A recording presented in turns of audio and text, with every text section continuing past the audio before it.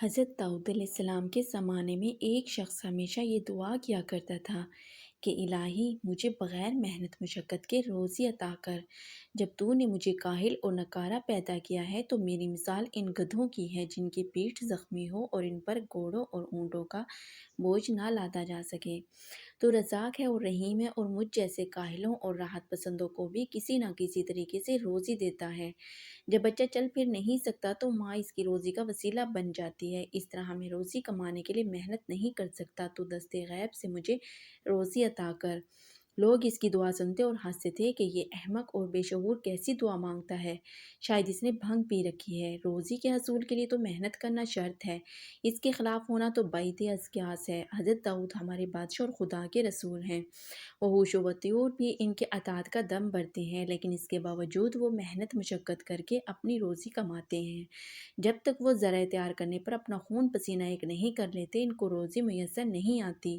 لیکن یہ بے ہنر آدمی خدا سے یہ توقع رکھتا ہے کہ وہ اس سے بغیر تکلیف اٹھائے روزی عطا کرے۔ بھلا آسمان پر کوئی بغیر سیڑھی کے بھی چڑھ سکتا ہے؟ اس احمق کی مثال تو ایسی ہے کہ کوئی شخص خالی تھیلے سے پنیر تلاش کرے، وہ شخص لوگوں کی باتیں سنتا لیکن اپنی دعا سے باز نہ آتا تھا۔ آخر اس دھن کے پکے کی مراد بر آئی۔ ایک دن وہ بڑے خوش و خجوع سے دعا میں مشغول تھا کہ ایک گائے نے سینگ مار کر اس کے گھر کا دروازہ توڑ دیا اور اندر گھس آئی۔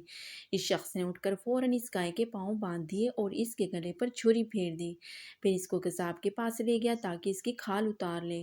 گائے کے مالک کو پتہ چلا تو وہ دہائی دیتے آیا کہ ارے ظالم، یہ تو نے کیا کیا؟ میری گائے راستہ بھول کر تیرے پنجے میں آ پھنسی اور تو نے بے دریغ اس کے گلے پر چھری پھیر دی۔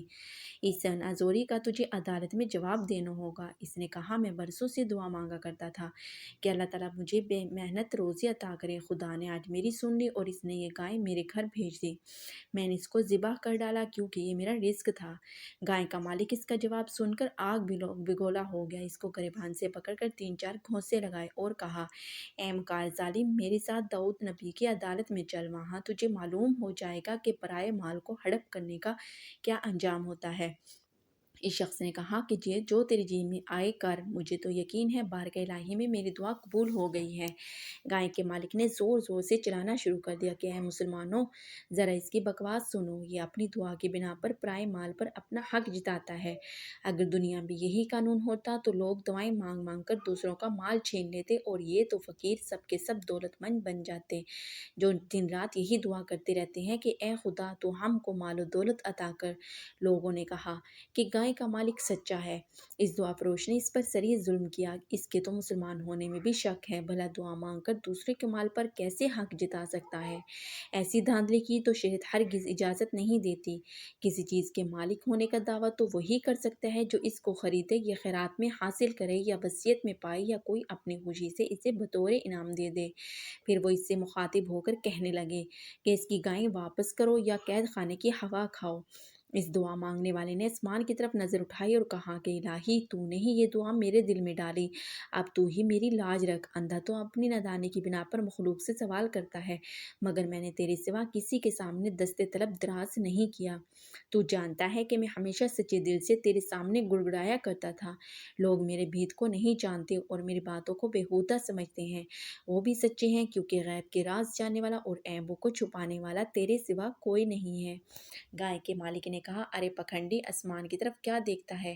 میری طرف دیکھ، بھلا اس طرح تیرے دھوکے میں کون آئے گا؟ تیرا دل تو مردہ ہے لیکن دعوے دار خدا رسیدہ ہونے کا کر رہا ہے۔ تھوڑی ہی دیر میں سارے شہر میں اس واقعے کا چرچا ہونے لگا۔ اس دعا کرنے والے نے اپنا سر سجدے میں رکھ دیا اور بارگاہ الہی میں عرض کیا کہ اے خدا، اپنے اس ناچیز بندے کو رسوا نہ کر، اگر میں برا بھی ہوں تو میرے راز فاش نہ کر۔ تو جانتا ہے کہ میں نے کتنی طویل راتیں بصد عجز و نیاز دعائیں مانگنے میں صرف کی ہیں۔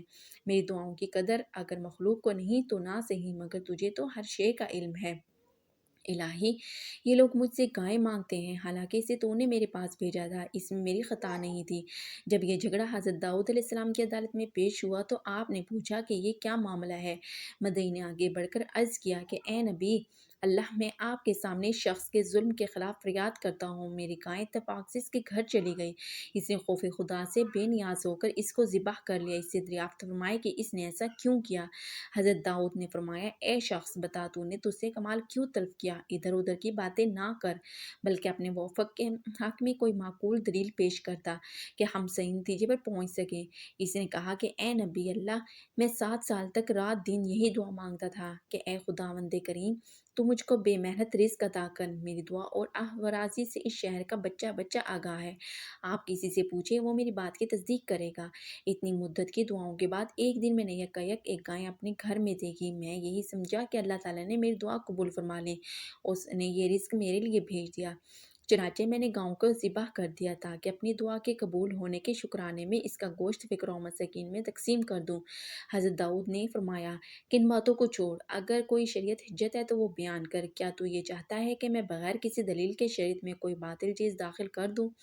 وہ گائے تجھے کس نے بخشی یا تو نے خریدی کہ اس کا وارث بن بیٹھا؟ آخر کوئی فصل ہوئے بغیر تو اس کو کیسے کاٹ سکتا ہے؟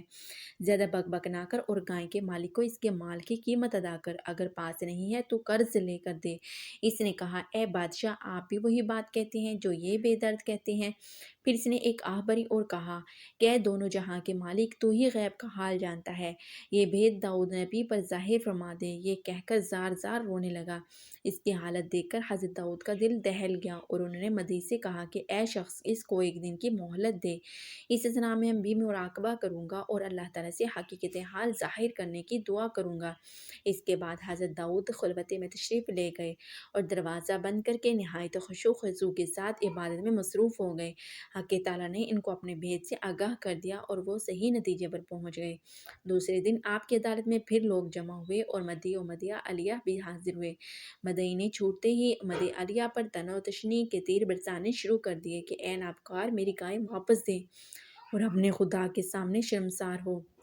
پیغمبر حق کے عہد میں ایسا صریح ظلم کرتے ہوئے تجھے شرم نہ آئی کہ دوسروں کی گائیں مار کر کھا گیا؟ پھر وہ حضرت داؤد علیہ السلام سے مخاطب ہو کر کہنے لگا کہ اے رسول برحق، یہ کیسے روا ہو سکتا ہے کہ میری گائیں خدا اس کو اس طرح دے دے؟ حضرت داؤد علیہ السلام نے فرمایا کہ اے شخص، اس مسلمان کو اپنی گائیں معاف کر دے۔ جب اللہ تعالیٰ ستار العیوب یعنی گناہوں کو چھپانے والا ہے تو بھی اس کی ستاری کے صدقے میں صبر کر۔ یہ سن کر گائے والا واویلا مچانے لگا کہ یہ کیسا انصاف اور کیسی شریعت ہے کہ مجھ غریب کے لیے نیا قانون بن گیا۔ اے نبی اللہ، آپ کے عدل کی زمین و آسمان میں دھوم ہے۔ مجھ پر جو ظلم ہوا ہے، ایسے تو اندھا کتوں پر بھی نہیں ہوتا۔ اس تعداد سے تو پتھر اور پہاڑ بھی پناہ مانگتے ہیں۔ اے پیغمبر خدا، مجھ پر ایسا ظلم نہ کیجیے۔ آپ کا حکم تو سراسر زیادتی اور بے انصافی پر مبنی ہے۔ غرض وہ دیر تک حضرت داؤد کو طعنے دیتا رہا اور آپ خاموشی سے سنتے رہے۔ جب اس نے اپنے دل کی بھڑاس نکال لی تو حضرت داؤد نے فرمایا کہ بدذات اپنا سارا مال مویشی اس کے حوالے کر دے، کیونکہ تیری سلامتی اسی میں ہے۔ یہ سن کر وہ اور بھی زار و زار سے واویلا کرنے لگا، یہ جو آپ نے ظلم میں اور اضافہ کر دیا۔ حضرت داؤد نے اسے اپنے قریب بلا کر فرمایا کہ ارے بدبخت، اب بھی اپنے گربان میں منہ ڈال کر دیکھ اور اس شور و غل سے باز آ جا۔ اگر تو باز نہیں آتا تو تیرے گھر والے اس کے غلام بنا دیے جائیں گے۔ یہ سن کر وہ دونوں ہاتھوں سے اپنے سینہ کوٹنے لگا اور سر پر خاک ڈالنے لگا۔ لوگوں کو حقیقت حال کا علم نہ تھا، ان کو اس پر بڑا ترس آیا اور انہوں نے حضرت داؤد علیہ السلام سے عرض کیا کہ اے نبی اللہ، آپ کا حکم بظاہر انصاف سے بعید معلوم ہوتا ہے، آج ذرا شفقت اس پر نظر ثانی فرمائیے۔ حضرت داؤد نے فرمایا کہ دوستو، اب وقت آ گیا ہے کہ تم کو اصل واقعات کا علم ہو جائے۔ سب لوگ میرے ساتھ دریا کے کنارے فلاں جگہ میں چلو، وہاں ایک بہت تناور و گھنا درخت ہے، مجھے اس کی جڑ سے انسانی خون کی بو آتی ہے۔ جانتے ہو یہ کون سے انسان کا خون ہے؟ یہ انسان مدعی علیہ کا باپ تھا اور یہ مدعی اس کا غلام تھا۔ اس بدبخت غدار نے مال و دولت کے لالچ میں اپنے مالک کو قتل کر کے اس پر درخت کی جڑ میں دبا دیا اور اس کے سب مال و جائیداد کا مالک بن بیٹھا۔